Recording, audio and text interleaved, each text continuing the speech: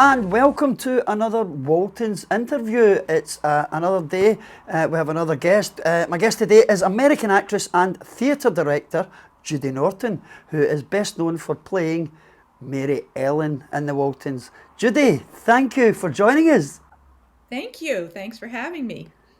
I have to say, I am so envious. I feel like I'm in the company of like a professional YouTuber here because the success of your own YouTube show, the fans are going nuts for it. So congratulations. Tell me first of all, how did that come about?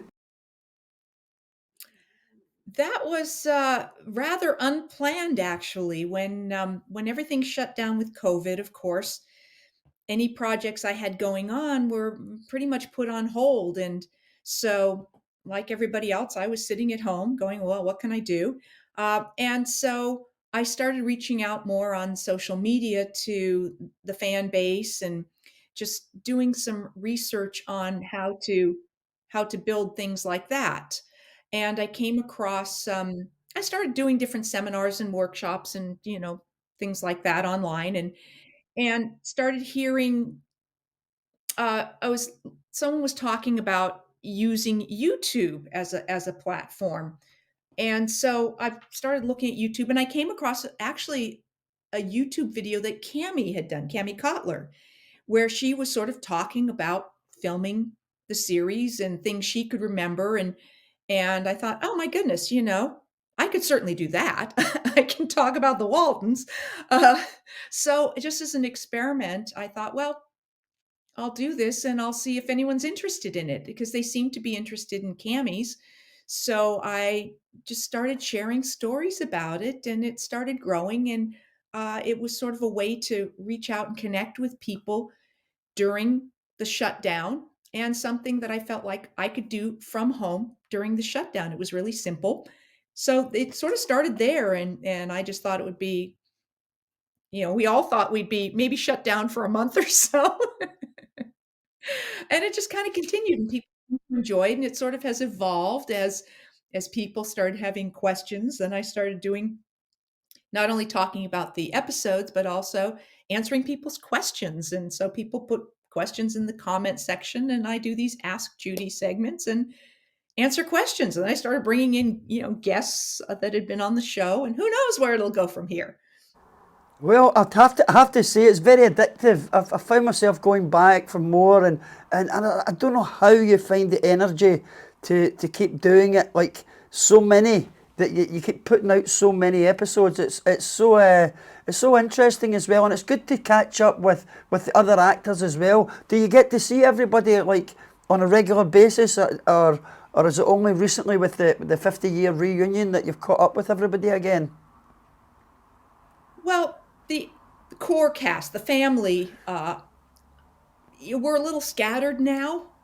We're not all sort of in LA anymore, so it makes it a little tougher to all get together. So that tends to happen more when there is some sort of an event that brings us together. Many of us were together just in November for the Hollywood Museum did a Walton's 50th anniversary exhibit. So a number of us were there at the museum for the opening of this exhibit that'll be there for like 6 months, or a number of them were in Missouri, I think, in October for an event, and I was just heading over to France.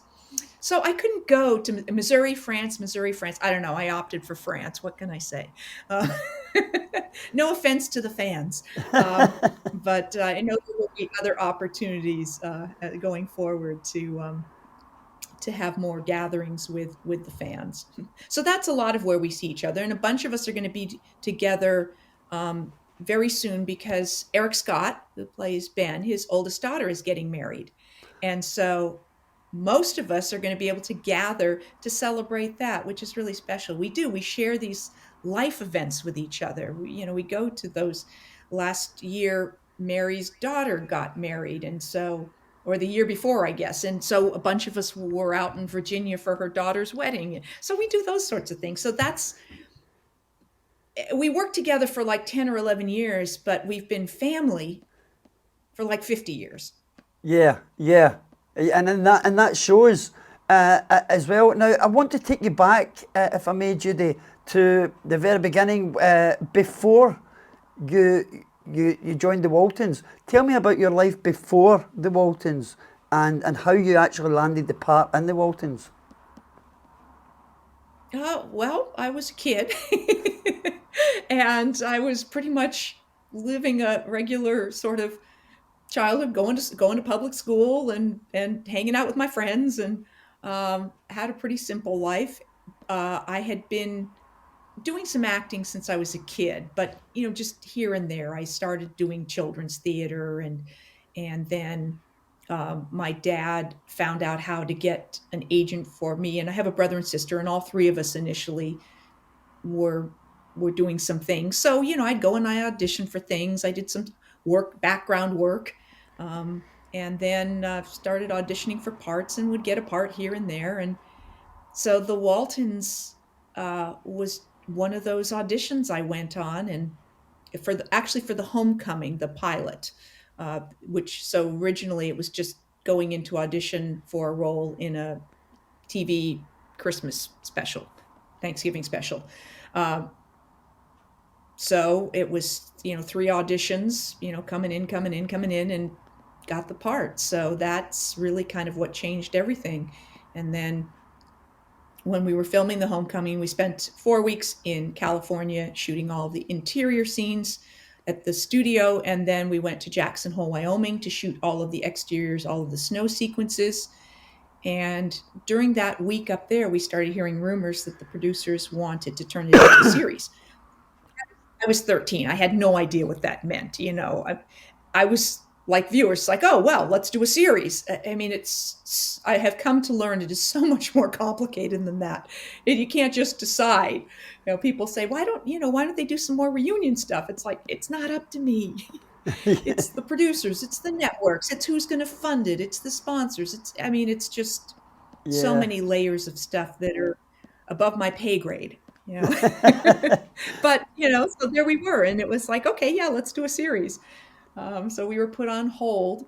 um, the Homecoming aired in Christmas of 1971, and then early in 1972 they put all of the kids on hold, for the potentially while they worked out whether or not this series was going to happen. And then springtime at some point they went, yes, we're going to go ahead. So we were put under contract for real, and we started filming in, I think, June of 1972.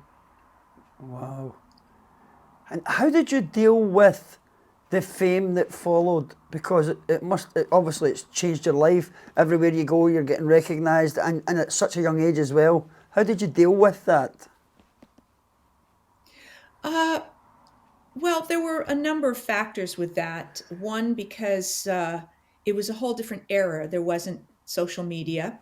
So I went to work, and I we didn't film live, so I didn't have a lot of interaction with the millions of people who are watching the show, unless we went out to do a parade, or I went to do some sort of public appearance, and then you'd get the, oh my goodness, we're getting a lot of fan mail, that sort of thing. Um, but I still, to a great extent, felt like I was living a normal life, and because all of us had each other around the studio, we hung out together away from work. We had our own family life at home. I wasn't anything special at home. I still uh, had to get my stuff done around the house, and we still had to go to school. And and being in Los Angeles, the show really, I think, spoke more to middle America than it did to people in LA. So I know I'm not the only one in the younger cast. When I had to go back to my own public school in between seasons, kids made fun of me. They laughed because whether it was jealousy, whether what, probably some of that, but they go, "Hey, how's John Boy?" Or they just, they made fun of us because it wasn't a cool show to admit that you watched in LA in the And I 70s. hear you. You Yeah. know, we weren't cool. So even when I got recognized, it was more that people like felt like I was in their living room every Thursday, like I was part of the family. They were very, we felt familiar to them. So there was never the screaming frenzy of pop stars or things like that. Uh, so yeah, I got recognized at times. So I might get asked for autographs. Rarely, rarely was it. It was never a mob scene. I could still go out places. I and live a life, because we were sort of in that. We weren't huge mega movie stars. Now whether Richard Thomas had more trouble or not, I don't know. You know, When did you become aware of, but like you said, this was before the internet. When did you first become aware of how popular it was overseas as well, and in fact worldwide? I mean, the Waltons have been in my life my entire life. I've grown up with it, and my mother still watches it furiously to this day. Um, uh, so yeah, when did you sort of realise how massively popular it was worldwide?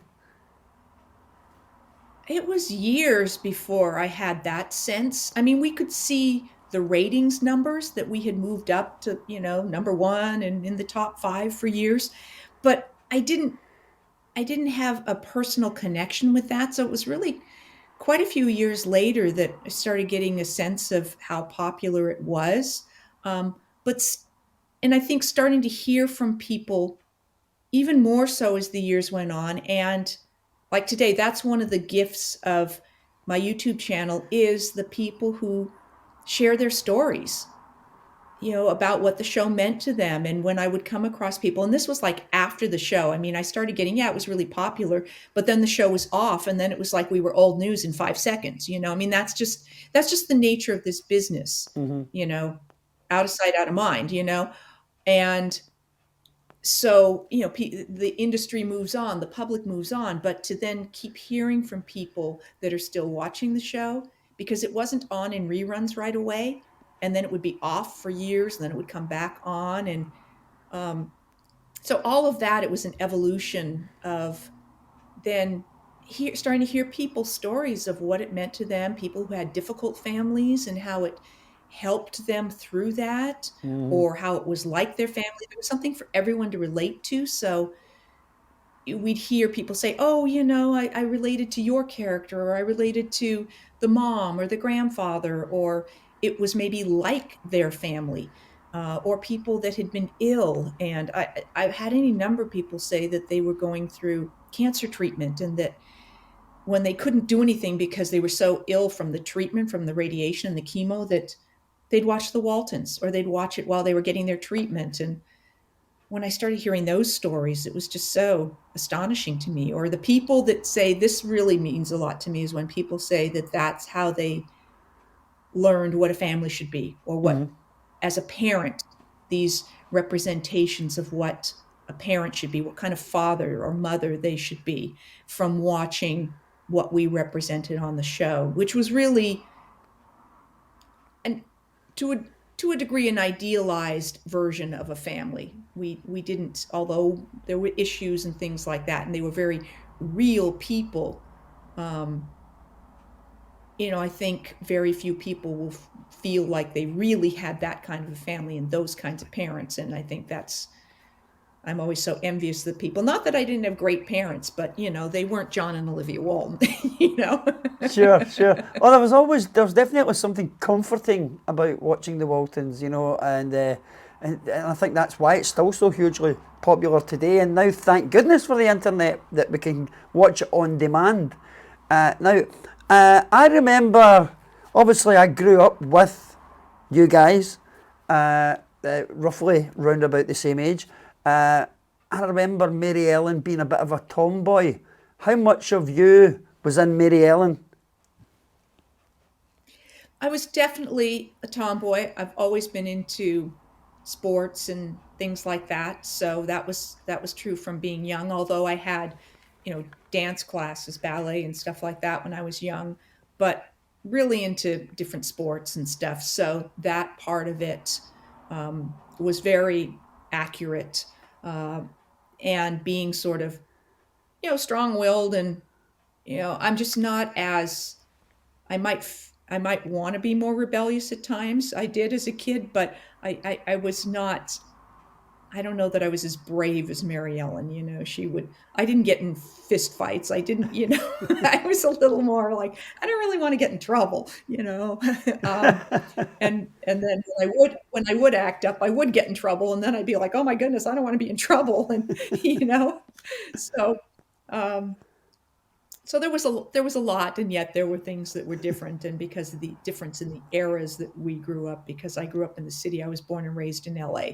So I knew nothing about country or farm life or, you know, pigs and cows and milking cows and chickens and, I mean, nothing.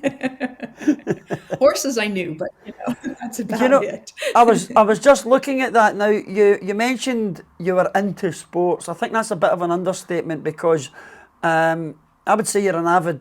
I don't know if you still are, but you certainly were an avid athlete. You participated in competitive horse jumping, skydiving, skiing, tennis. I mean, that's hardly just being into sports, is it? That's like somebody athlete. Which of those do you still do? Oh, hang on. You also The horses. you frequently showcased your athletic skills on Battle of the Network Stars in the late 70s and the early 80s. So yeah, tell us more. Uh, well, a lot of the sports that I mean, as a kid, I took swim lessons and I played on softball teams and things like that. Um, More, those kinds of traditional sports you do as a kid. And I always loved PE at school. But then once I started doing the Waltons, because we would get invited to do different sorts of publicity events. So, I got invited to a celebrity tennis tournament. I was like, I don't play tennis. So I went and I took a few tennis lessons. I was never great, but I had fun with it. So I continued to take some lessons and played in some tournaments.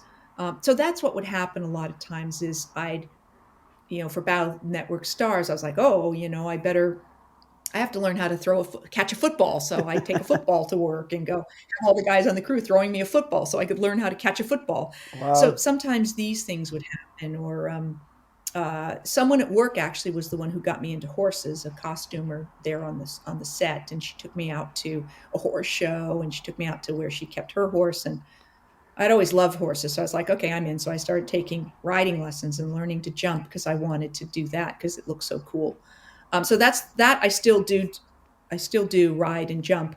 I don't compete particularly. Haven't for years, but it was always something I did more for fun because I enjoyed it than for, I'm like, my life is competitive enough in the entertainment industry. But so that one stayed with me. I've had horses over the years and then maybe didn't, and then back to it. But things like skydiving, that was because I did Circus of the Stars. And they wanted me to do a stunt of wing walking and skydiving. So they had to teach me to skydive. And then I fell in love with it and I kept doing it for like 10 years. Oh my God. So on my own, would I have gone? I might have gone and jumped once just to do it.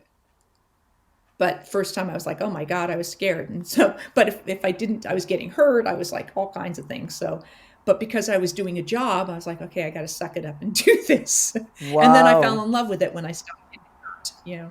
So that's kind of what happened with a lot of the sports, or, I date somebody who was skiing and so I'd go skiing. Okay. Want to impress the boy, teach me to ski. I love it. I love it. That's just incredible. I can't believe you certainly are an avid athlete then. I'm going to go to, we've got some fan messages here. We've actually got a few, but I've just picked out a couple for you. Hi, Judy. You were my favourite Walton girl. I enjoy your YouTube Oh, yay. videos. Yeah, always a thumbs up for that. I enjoy your YouTube videos about the Waltons. I've been to Schuyler, Virginia. Am I pronouncing that properly? Ah, Schuyler? you are. Yes. I know it's spelled weird, but Yeah. I cheated. I actually cheated beforehand. I checked it out. So I've been to Schuyler, Virginia several times and enjoyed my visits very much. Do you also have another comment? Judy, what are your favourite episodes of the Waltons? Thank you for your YouTube videos. So that's from Ian Hayden in Arkansas and Kat Sensinig in Pennsylvania, both asking, what's your favourite episode? Cool. Well, first of all, thank you for those questions and for watching my YouTube channel. It's always, I don't come across people in person particularly yet because I haven't been out a lot since I started the channel to interact with the fans other than on the YouTube. But it's so cool. I so appreciate that people are actually out there watching.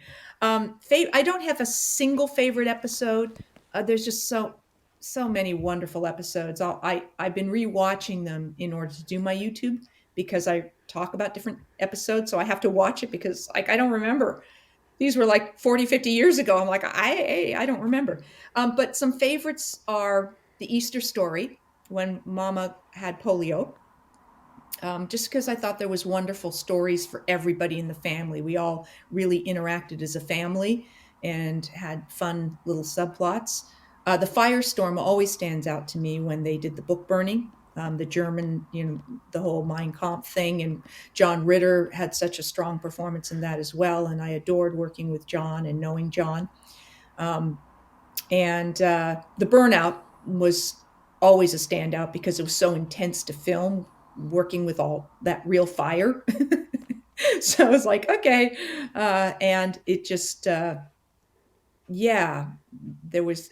So those are some of my favorites, but I keep watching new episodes and going, oh my goodness, I forgot about this. This is a fabulous episode. So it's hard to pick a single one. The the question we got from Kat in Pennsylvania, she said her favourite is the grandchild episode. Okay. So thanks When I to had John Curtis. Yeah. Okay. yeah, thank you to Kat and also to Ian for sending those questions in. Do you have any amusing anecdotes? I mean, there's so many cast members to talk about. Yeah.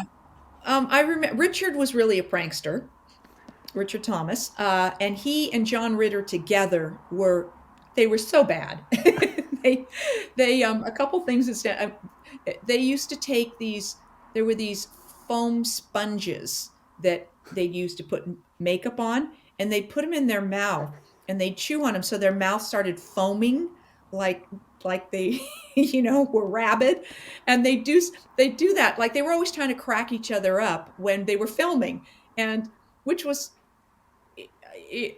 we were doing such serious drama all the time, but they were both brilliant at being able to turn it on and off. So it's like if they were working together, they'd be doing that off screen, but then they could still do the work, so they wouldn't do it in any way to hinder anybody being able to do their work. um, but we kind of learned to be able to pop in and out of things because of that, because we saw these actors just do that. Or there was the time that Will and Richard mooned a studio tour bus. They were doing a scene in what was supposed to be the hot springs, and tours would come onto our set all the time because we were one of the few sets that wasn't a closed set. So they would, come into either the sound stage or they'd come onto the back lot. And there might be like 20 people on the tour. And then the tour guide would walk them in and they would stand and they would watch the filming for a period of time. And they'd have this little tram that they'd, go around the studio in. And so one time it came by the back lot and Will and Richard just stood up and mooned them, you know. Now, if you had to say to me which two members of the cast mooned a tour bus, that would be the last two that I would have picked. Really? But I thought Richard Really? Thomas, Okay. I thought John Boy was squeaky clean. Yeah, I could maybe imagine Will Greer doing it, but Richard Thomas, well, you never know. He's doing really well at the moment, Richard, with his play, which, God, it seems like it's running for like years. It's sort of long Yeah. term. I know you're close with Richard. Have you seen it yet? Is it Yeah. To Kill a Mockingbird? I have. Yeah. I went up and saw it. I think it was like September last year. I'm up in the sort of central coast of California now, so I went up to San Francisco when he was up there and saw it, and we had dinner after, he and my husband and I. So it was great to see him, and the show is fabulous, and Richard is brilliant in it. He's so good I mean, he's so good anyway, but he's, on stage. It's really special to see him on stage. And they've done a wonderful job with with taking the show, the movie, and putting it on stage and working it in a way that really is really clever. Aaron Sorkin wrote the play the Oh, the play version of it, and I love Aaron Sorkin's work. And I guess they reworked it a bit, even from when it was on Broadway before the tour. But I think the tour is about 18 months or something. It was just Richard was just about to go into rehearsals when COVID happened, so it was put on hold for over a year, maybe almost, and then they finally went into rehearsals, and then it finally went on tour. So I'm not sure how much longer the tour goes, but I know he's like in Middle America, or right now, sure. like in pretty much every week he's in another city. So it's a grueling schedule. They usually do about 8 shows a week. Whoa. So 2 matinee days, 2 days where they do 2 shows, plus then usually when they move, I think his Mondays, he usually has to do press in the new city. And so it's a pretty exhausting schedule. Um, so we were lucky to have him be able to make an appearance at that Hollywood Museum when we were out in LA, because they were in LA for about at least a couple of weeks there. So I think he had some breathing time. I think it's great that you all keep in touch after 50 years, and we're actually almost out of time, Judy. But before we finish up, I spoke to Mary about the books that she's authored, and I know that you've done some writing. What do you have out there? Do you have any books out there that we can find, that we can hear your version of behind the scenes of the Waltons? It's everything. I write screenplays, and I've written plays, and that's kind of the writing that I do. I've never written a book, and that's why I do the YouTube, because to it's one thing to write dialogue, it's another thing to write narrative and worry about where every comma goes, and all my so I just went, that's more than I'm willing to, or feel like I'm ready to take on. So that's why, if I speak, I can go, oh, let me do that again, and I can do it in, I could, oh, that was horrible, I flubbed that up. Let me do that one again. A book. So this is like, my YouTube is an evolution of the story in a way. So that's kind of my version of sharing the Waltons with people. But I do have like a couple CDs. I just released a Christmas CD, although we're past Christmas now. But last Christmas, I released a Christmas CD, that's like on pretty much all streaming platforms. And if people want hard copies, they can order it through my website. I also have a previous live concert that's Ah, a CD. So CDs are available through my website right. if you want hard copies, or if they're streaming in a lot of other places. Oh, well, and can you tell us your web address, your website address? It's judynorton.com. How easy is that to remember, folks? How easy is that? Yeah, so judynorton.com. just go there. Yeah. And if people want things, hard copies or photos, and they want them personalized, then you just, there's a notes section, and you just put, please sign to so and so. And I do personally sign all of those, and I do personally, like, wrap them up and take them to the post office. Wow. I'm, So see, I'm a real person. I wish I had a gopher, but I don't have a gopher. It's me. so what's next for Judy Norton? Oh gosh. Well, I'm continuing the YouTube for now. Um, and having just wrapped up, like I also did a short film last that I released last year. That's also on my YouTube channel. Um, called Space Limbo. That was just a COVID project with, part of a writers and actors group that I'm part of. So that was fun to get finished. So finishing that in the CD, then here now as we come into 2023, I'm in the okay, what's next stage, and I'm not quite sure what that is. I have a project that I'm working on developing with some producer director friends of mine, but it's really just in the concept stage. So I'm not quite ready to talk about it yet, but hopefully it'll develop into something. Um, so I'm living life. I'm spending time with my horse, and I'm shooting my YouTube videos. I shot a couple just before I hopped on the air with you, um, and so there you go. That's me right now, and just trying to live a life. I think you're certainly doing that with all the activities in your life and running a YouTube channel and everything you're doing. It's just incredible. And you look so well as well. I mean, it's hard to believe Oh, 50 years has gone past since you were in the Waltons. You don't even look 50 yet, so I don't even know how that's possible.